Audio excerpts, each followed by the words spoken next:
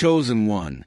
Somewhere above your head right now, metal birds and silent satellites are sweeping the sky, tracking every signal, every anomaly, every pattern that doesn't behave the way statistics say it should. In that ocean of data, your life started to glow like a glitch. Not because you're loud, not because you're famous, but because every time you should have broken, you didn't. Every time you should have stayed down, you got back up. That resilience creates a signature, and that signature has been showing up in places you were never supposed to be seen. U.S. Space Force doesn't just watch rockets and enemy tech. They watch trajectories. They study what rises when it shouldn't, what keeps orbit when gravity is trying to rip it apart. Your trajectory stopped looking like a random human story and started looking like something engineered, something protected, something guided. Reports that were once dismissed as just another sensitive soul struggling with life don't match the current readings anymore. The same people who once would have written you off as unstable are now looking at updated intel and quietly asking, how did this one survive that much impact and status aligned? You didn't fill out an application. You didn't beg for their attention. You became impossible to ignore by refusing to collapse where others did. That is why, behind doors you will never see, there's a file with your name on it and a simple conclusion stamped on the cover. This one doesn't just endure gravity. This one defies it. U.S. Space Force wants to know why. And they're starting to realize the answer isn't technology. It's you. For a long time, the story written about you on paper did not match the soul moving through your body. On forums, in quiet conversations, in family circles and workplaces, you were labeled difficult, unstable, too emotional, too intense, too much. People called you dramatic when you were actually in spiritual shock. They called you lazy when you were actually burnt out from carrying battles nobody else even knew existed. They said you were disconnected from reality because you refused to participate in a reality that was built on lies. Those distorted descriptions traveled ahead of you like a fake biography. So by the time you showed up, people thought they already knew who you were. But data doesn't care about gossip. Patterns don't care about rumors. Somewhere in a secure system, the summaries written about you years ago started to clash violently with the actual timeline of what you've lived. If you were really the reckless one, why did you walk away from situations that could have given you instant gratification, but long-term damage? If you were truly the unstable one, why did you become the calmest person in the room when everybody else fell apart? If you were supposedly the irresponsible one, why did you end up being the only person who kept their word when everything went sideways? Those contradictions are not invisible from a distance. They light up like red flags on a monitor. So now there are two stories in front of certain eyes. The old narrative that painted you as a liability and the lived evidence that reveals you as an asset. And in those quiet moments when high-ranking minds are forced to choose which story to trust, something inside them leans toward the one thing that can't be faked. Consistency under pressure. You didn't rewrite your reputation with PR. You rewrote it with endurance. That's why the same systems that once quietly agreed you were too much are now quietly revising your file and marking you as too important to ignore. U.S. Space Force isn't interested in perfect people. They're interested in what doesn't break under cosmic level pressure. You have already passed that test without even knowing you were being watched. There are moments in your timeline that look small from the outside, but read like battlefield footage in the right hands. Nights when you should have lost your mind, but somehow found a way to breathe. Days when betrayal hit you in the chest, and you still chose not to expose anyone, not to retaliate, not to burn everything down even though you had enough information to do it. Times when you were humiliated in front of people you loved, and instead of exploding, you swallowed the pain, went home, and cried into your pillow where nobody could see. To the average person, that was just you being quiet. To a strategic eye, that was you refusing to let chaos dictate your next move. This is exactly the kind of footage that gets replayed in quiet analysis rooms. How does this one respond under emotional artillery? What happens when they're cornered? Do they become erratic? Or do they stabilize? Over and over again, your reactions under pressure told the same story. You absorb impact, you process deeply, and you choose not to escalate even when you could. That is not weakness. That is control. That is the kind of self-governance military minds pay attention to. Because anyone can look composed when life is easy. The real test is what you do when your entire inner world is screaming. You didn't throw grenades. You held your fire from a distance. They could see every moment you could turn vengeful, but instead went inward to heal. Every situation where you were pushed to breaking point and still didn't become what hurt you is a recorded signal of restraint. That restraint is rare. It is the difference between someone who is owned by their wounds and someone who is learning to master their energy. U.S. Space Force isn't studying you because you're perfect. They're studying you because under repeated emotional explosions, you refused to become a weapon in the wrong hands. You kept your power holstered. You chose not to be triggered into self-destruction. That kind of internal discipline looks a lot like command material when seen from the right altitude. Chosen one. What your enemies thought was private warfare has been showing up as pattern data this whole time. Every spell cast against your mind, every smear campaign against your name, every subtle push toward addiction, recklessness, or self-sabotage left a trace. It showed up as sudden shifts in your environment, bizarre clusters of bad luck, strange spikes in chaos that didn't match your natural character. One moment you were calm and focused. The next you were fighting thoughts that didn't even sound like you. To people around you, it looked like mood swings. To the right analysts, it looks like interference. The same way technicians can tell when a satellite is being jammed, higher eyes can see when a soul like yours is under attack.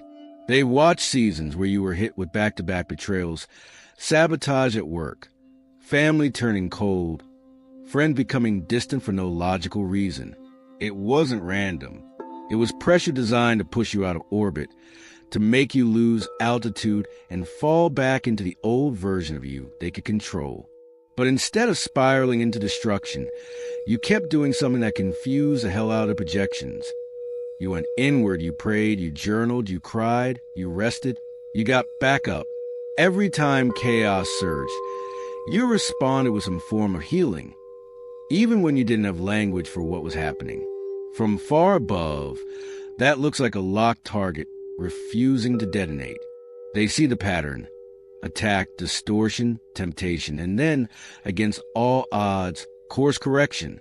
You were supposed to become volatile, promiscuous, addicted, bitter, dangerous to yourself and others. That would have justified every lie told about you. Instead, your energy kept snapping back toward integrity, like a compass toward true north. U.S. Space Force is not interested in people who never face interference. They're interested in what a system does when interference comes. You've already proven that even under invisible warfare, your default is to seek alignment, not revenge. That kind of spiritual autopilot is exactly why heaven kept you alive, and why eyes you'll never meet have quietly marked you as someone whose signal cannot be easily hijacked. While human systems were scanning your life for patterns, a much older command center was already years ahead. Long before anyone in uniform noticed you, your ancestors and your angels had you under constant watch. Not the paranoid kind of surveillance, but the protective kind generals give to their most valuable asset. Meetings were held over your head that you never attended. Strategies were drawn up about how to keep you alive, how to reroute you when danger was ahead, how to turn every attack into training without letting it become fatal. You thought you were just randomly changing plans, suddenly canceling trips, feeling sick on days you were supposed to go somewhere sketchy. From your side, it looked like inconvenience. From their side, it was mission protocol. The same way U.S. Space Force tracks debris, hostile tech, and incoming threats. Your spiritual team has been tracking every jealous eye, every evil tongue, every dark intention aimed at you. They have watched people smile in your face while planning your downfall. They have seen messages deleted, evidence burned, group chats renamed to hide what was said about you. Nothing in those shadows was truly hidden. In every conversation where your name was misused, there was at least one silent witness who doesn't sleep, doesn't forget, and doesn't play when it comes to you. That's why some of the worst plots against you never made it out of planning stage. That's why certain accidents missed you by minutes.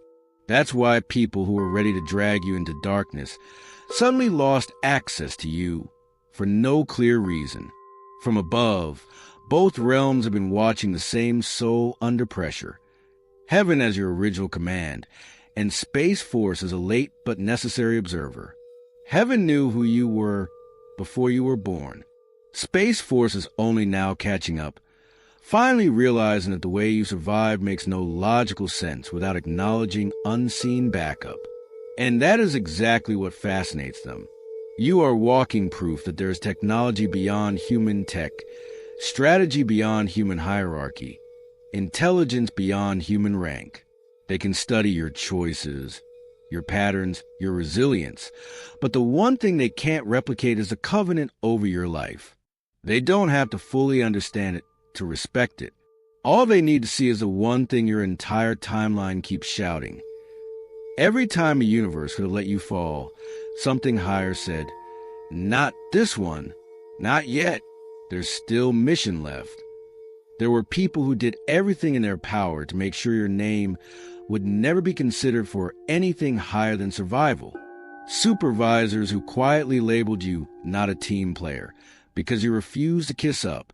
Relatives who painted you as unstable because you stopped letting them drain you. Community figures who hinted that you were spiritually off simply because you started asking questions no one wanted to answer. They thought their words were final. They thought a few well-placed comments would permanently bury you under suspicion. In their minds, you were safely filed away as a risk. But something happened they didn't plan for. Time. Time exposed the truth about character. While they kept recycling the same drama, the same complaints, the same excuses, you kept evolving. While they stayed in the same cycles, you kept outgrowing every version of yourself they tried to freeze you in. Years later, when someone higher up pulls both files, the old judgment and your actual record, there is a brutal mismatch. If you were as dangerous as they said, why are there no explosions connected to your name? If you were as immature as they claimed, why do you keep being the one who de-escalates when everyone else loses control? If you were truly unreliable, why do you keep showing up long after other people quit? In those quiet review moments, the system does something your enemies never intended. It starts questioning its sources, not you. Lips that once confidently spoke against you are now attached to lies that haven't grown, haven't healed, haven't produced anything but noise. Meanwhile, your life, even with all its scars, has produced evidence of growth, stability, and depth. That contrast is humiliating for anyone who bet against you. So they go silent. They stop repeating the old story not because they had a change of heart, but because it no longer holds up under scrutiny. And as those old accusations lose credibility, your file moves from monitor closely to reconsider. U.S. Space Force doesn't care who didn't like you. They care who still stands after storms. And slowly, almost reluctantly, the system is admitting what heaven has known all along. The ones who try to blacklist you only succeeded in highlighting how rare you actually are. Chosen one. There is a moment in every classified briefing where the room decides what a name represents, threat or relevance or asset. For a long time, if your name came up at all, it was in the context of keep an eye on this one. They've been through a lot. You were cataloged as a potential implosion, someone whose pain might explode outward someday, but the explosion never came. What came instead was something they didn't expect. Refinement. While others with similar trauma became destructive, you became discerning. While others became reckless, you became careful. While others numbed out, you leaned in and did the hard work of healing. That shift doesn't stay invisible. At some point, in a room you'll never see, someone slid your file across the table and said, "Maybe we've been reading this wrong. Maybe this isn't a risk.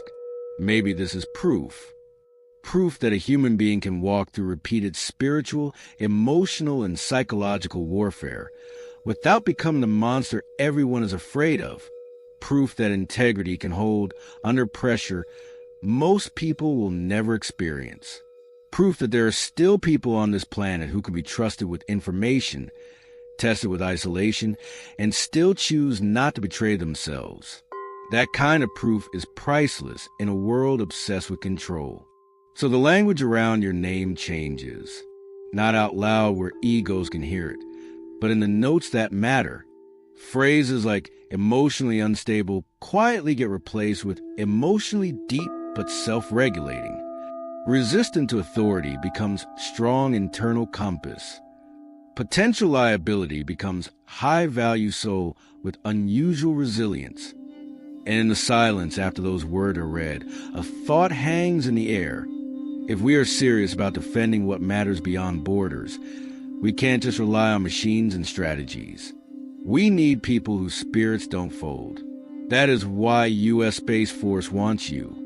Not as some cartoon recruitment slogan, but as a living example of what it looks like when a human refuses to surrender their light, no matter how dark the battlefield gets. What nobody in those rooms sees is the way you still look at yourself in the mirror and wonder if you're somehow a fraud. They see resilience, strategy, pattern. You see dark circles under your eyes, scars from nights you barely survived, decisions you wish you had made sooner. They read, high-value soul with unusual resilience. You read, someone who's just trying not to fall apart today. That disconnect between how heaven, systems, and strangers are starting to see you and how you still see yourself is one of the last battles you're fighting. Chosen one. You need to understand this. The rooms that quietly respect you are not romanticizing your life. They're not blind to your mistakes or your mess. They see all of it and still conclude that you are rare. Why? Because you didn't let any of it turn you cruel. You didn't let your pain make you careless with other people's hearts. You didn't let your loneliness make you a predator. You didn't let your anger make you a liar. That is why, even while you're sitting there doubting yourself, someone else with security clearance is reading through your story and thinking, if this one ever fully realizes who they are, environments will shift when they walk in. Your job now is to let your self-perception catch up to the truth. To stop arguing against the respect your spirit has already earned. Somewhere, in a training module you will never see, your story is already being told without your name. They use phrases like subject, individual, case, but they're talking about you. They walk new recruits or young analysts through a scenario. Repeated targeted attacks, social isolation, smear campaigns, spiritual warfare, financial pressure, health scares. Then they show the outcome not as a cautionary tale of collapse, but as a blueprint of how someone can bend without breaking. They point to your choices. Cutting off contact instead of exploding, going silent to heal instead of posting revenge, choosing therapy, prayer, or journaling instead of self-destruction, as examples of how a human nervous system can adapt without losing its soul. In a world where most people crumble the moment their image is threatened, your ability to let your image burn without turning into something you're not is revolutionary. It means you can move through psychological operations, through fear campaigns, through character assassination, and still stay tethered to who you really are. That is exactly the type of inner architecture they want near anything sensitive, anything fragile, anything that must not be corrupted. You don't have to stand in front of a classroom or flash a badge for your life to be teaching them. It already is. Your timeline is the slideshow. Your decisions are the bullet points. Your scars are the diagrams. And even if they never tell you this directly, every time they run that scenario and ask, what held this one together? The answer in the room is the same, a level of alignment no algorithm can generate. As word spreads in quieter circles that you're no longer seen as a liability, but as someone strategic forces would rather have alive, sane, and on purpose. Something shifts on the ground, too. People who once ghosted you suddenly feel compelled to check in. The ones who believed every lie told about you, who watched you bleed and said nothing, now slide back into your messages with soft apologies and half-finished sentences. Some are genuine. Their eyes have been opened. They realize they helped crucify someone who was carrying more than they understood. They feel the weight of that. Others are simply adjusting their bet. You're no longer the exile. You're the one being quietly respected. Association with you now feels beneficial. They're not sorry for the knife. They're sorry the knife didn't finish you. Chosen one, this is where your discernment becomes your shield. Watch the language people use. I'm sorry I believe lies about you without asking you directly. Reveal someone who has looked in the mirror. I'm sorry you felt hurt by everything that happened. Reveal someone who is still more concerned with how they looked than what they did. Also watch for those who never apologize at all, who act like nothing happened and expect instant access just because the truth finally caught up. These are the ones who want the glow of your vindication without the discomfort of owning their role in your isolation. You owe them nothing. Not your time, not your energy, not your trust. Your life is moving into a zone where the wrong person close to you can become a vulnerability, not just emotionally, but spiritually and strategically. You are allowed to forgive from a distance. You are allowed to release people while keeping your orbit clean. Now that exposure has already happened in realms you can't see, your task isn't to chase updates or demand recognition. Your task is to prepare. Clean house, spiritually, emotionally, physically. There are objects in your space that still carry the imprint of old battles. Gifts from people who secretly despise you, clothing you wore during some of your darkest days. Reminders of versions of you that no longer exist. You don't have to be superstitious to feel it. Some things simply feel heavy when you touch them. Some corners of your home seem to collect stagnation. Some online spaces you keep scrolling through are basically altars to your old self. It's time to clear them. You are being treated, in the unseen, as someone who could be trusted with more responsibility. So bring your environment up to that level. Deep clean not just because it looks good, but because you're reclaiming your territory. Rearrange furniture if you feel led. Open windows. Let air and light move through places that have been closed too long. Curate what music plays, what content you consume, what words stay on your walls and screens. Your room, your phone, your car, they're all part of your field. If U.S. Space Force is interested in how your soul stays stable, your job is to stop feeding the things that pull you back into instability. This is not about paranoia. It's about alignment. You are establishing that everything connected to you, from your bed to your browser history, must now support the mission, not sabotage it. In the end, this was never really about a human agency putting quiet respect on your name. U.S. Space Force wanting you is just a symbol, a small earthly echo of a much larger verdict that's already been rendered in higher courts. The real headline over your life is simpler and louder. Nothing they did could break you. Every lie they told eventually collapsed under its own weight. Every trap they set became training for your discernment. Every season of isolation became a classroom where you learned to hear your own soul and your own God more clearly than ever. You didn't win by out-slandering them, out-plotting them, or out-hating them. You won by out-healing them. Now you stand in a place you never thought you'd reach. Not perfect, not untouched, but undeniably intact.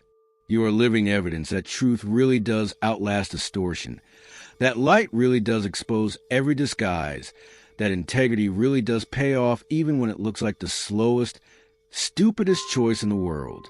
The systems that once watched you as a potential problem are now quietly adjusting to you as proof. Proof that human beings can be hit with spiritual warfare, psychological warfare, social warfare, and still choose not to become weapons themselves. Proof that heaven-backed souls don't just survive, they become reference points. So walk forward, chosen one, not with arrogance but with grounded confidence. You've been surveilled, slandered, studied, and still, somehow, protected. You've been misread by almost everyone and correctly read by the only one that mattered. If earthly forces are finally aligning with what heaven has been saying about you since before you were born, don't shrink to make anyone comfortable. This is your vindication, your validation, your victory. Not because the system stamped your file, but because the universe, your ancestors, and your own choices together proved one unshakable reality. No matter how far darkness reached for you, you refuse a hand at your soul. And that is exactly why, in more ways than you will ever know, they want you.